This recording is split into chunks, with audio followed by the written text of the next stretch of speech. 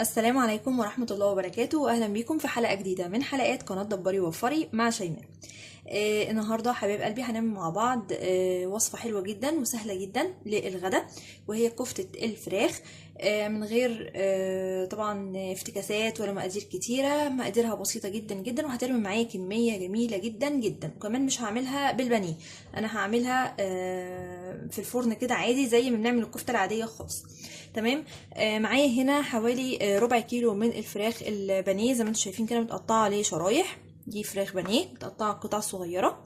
معايا هنا كمان بطاطسايه صغيره قوي، بطاطسايه صغيره سلقاها وهرساها كده زي ما انتم شايفين، مش كبيره، بطاطسايه صغيره.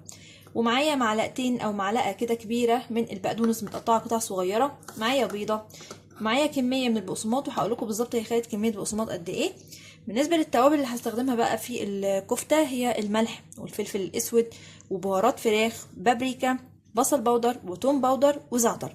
انا ما رضيتش احط في الكفته دي البصل نفسه، لان البصل هينزل لي ميه وهيخليها تشرب بقسماط اكتر.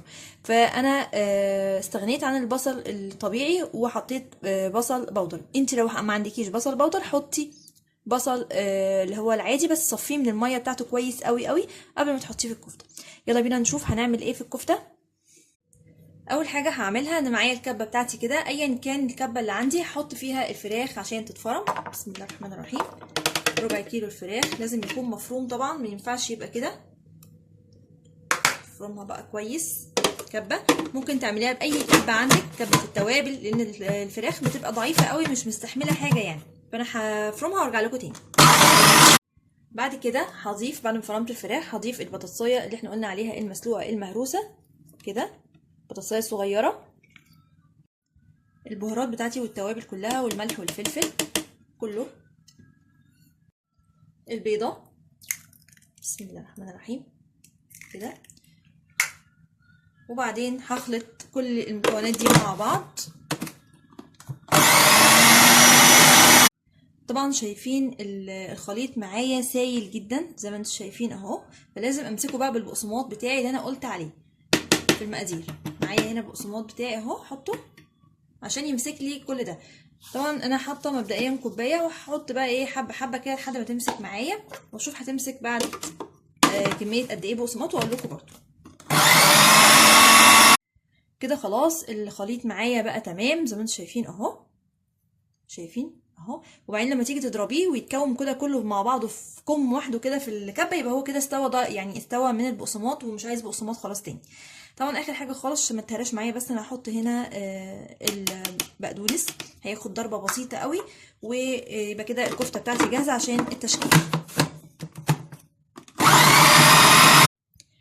دلوقتي بقى يا حبايبي هنشكل مع بعض الكفته بتاعتنا زي اي كفته عاديه خالص.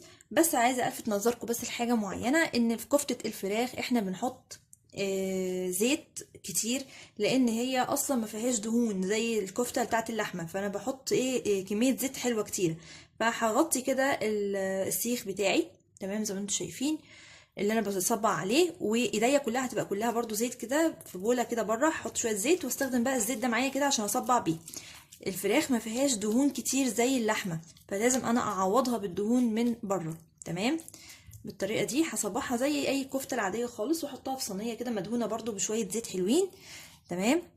واصبع بقى كده معاكم. طبعا ما شاء الله هترمي معايا كميه حلوه، ايديا على طول بالزيت علشان ما تلزقش معايا كده زي ما انتم شايفين. مش تاخد وقت خالص ولا مجهود ولا امكانيات كمان، ده ربع كيلو لحمه وما شاء الله هيرمي معانا كميه حلوه ان شاء الله. هخلص بقى كل الكميه دي وارجع لكم تاني.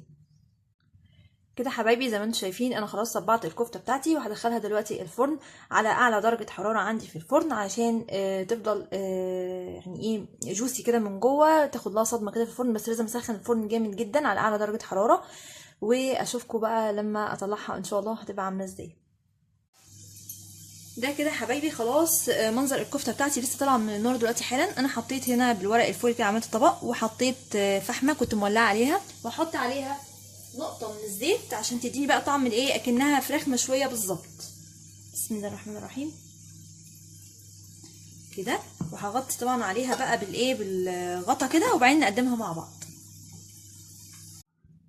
وده كده حبايبي الشكل النهائي لكفتة الفراخ بتاعتنا النهاردة بشكل جديد. يا رب تعجبكم. طبعا جميلة جدا جدا، وواخدة كمان ريحة الفحم، مش عايزة اقول لكم بقى ريحتها قلب عندي الشقة قد ايه. بسم الله الرحمن الرحيم. عايزة افتحها لكم كده، خفيفة جدا مش مكتومة ولا اي حاجة، جميلة جميلة جميلة. يا رب تجربوها ان شاء الله تعجبكم. بس لو عجبتكم بقى تعملوا ايه، لايك وشير واشتراك للقناة، واوعوا تنسوا تفعلوا الجرس عشان يوصل لكم كل الجديد من فيديوهاتي. اشوفكم في فيديو جديد. باي باي.